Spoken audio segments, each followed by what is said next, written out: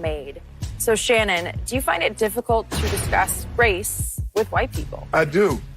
Because, Skip, if you talk all the way real about America and try to have an open and honest dialogue, conversation with white America, then it would go to it would tear down the very foundation, the very fabric in which they said America was built on.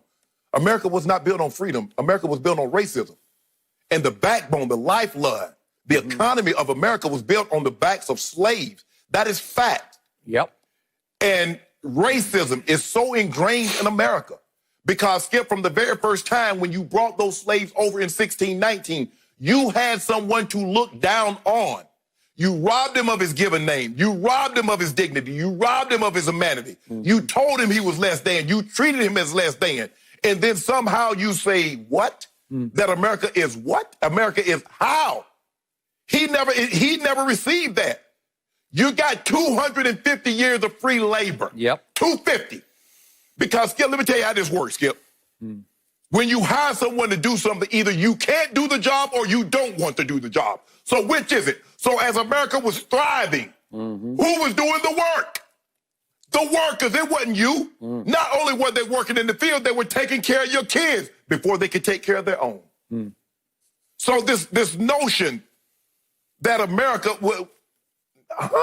white people, we did all this. No, you didn't. Skip, and then you have to look. The greatest purveyor of racism and violence is the American white man. No race of people have suffered more on American soil than the black. No one. To this day. So you had 250. I mean, you could argue the Native Americans. But Skip, they weren't enslaved for 250. No, they were not. Now, they were just murdered often and their homes taken from them. That's what happened to us. I got it. And I'm just saying, for on balance. Yes. And the thing was, Skip, and they still did it, and they did it. See, guess what they did? So they've been stealing and looting since the inception of America. True. So when you talk openly and honestly about what they did to the American black, and then you're like, oh, get over that. That was so long ago. That's ingrained. Years and years, Skip, where you don't have any income. So great-grandfathers had sons and sons and sons that had nothing. They had no wealth. While they were passing it down from generation to generation. He was a slave owner. His son was a slave owner. His son became a slave owner. His son became a slave owner. You see how that wealth kept going down the line? Where we were having to start from scratch and Skip because, you couldn't read. A lot of these guys, they couldn't read. And if they caught you reading, they beat you or they killed you. So it took us a long time. And those were the one happened to be the few that overcame. So if we have open and honest conversation about what America is and how America came to be, how do you tell the story without telling about the American slave and his significant role in American history? But they'll tell you about George Washington. George Washington had slaves. They'll tell you about Thomas Jefferson. He owned slaves too, but he wrote the Declaration. You see, Skip? But he wrote the Declaration of Independence. What about them slaves that he had? What about that? He even had kids with him. Yeah, and that wasn't by choice. Sadly, he was 14 years old. So in other words, and he took across state lines and across seas for immoral purpose. But that's Skip. I don't want to get too far to that. But you know what I'm talking about.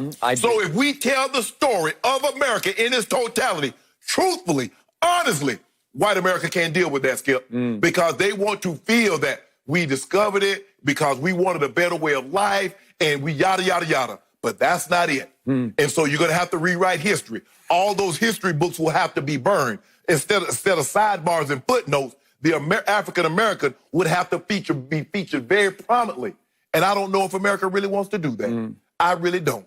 Have you ever sat down and had a conversation with a white man about race relations like you just had with because anytime we talk about race, the first day they talk about, well, Shannon, what about the black-on-black crime? What about the violence in Chicago? You see, it's always, Skip, I got to shift it.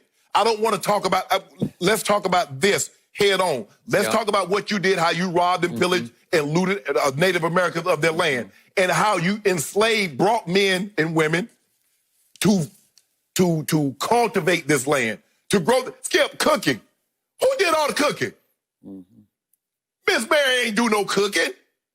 Who took care of the kids? She ain't take care of no kids. So, man, stop this. If you're going to tell the story, we're going to have to tell it in totality, Skip. Yeah. But we'll have to tell it honestly. And Skip, that's 400 years. That's too much history. You're over 401 years. You don't really want to rewrite that kind of history. So where did you grow up? I grew up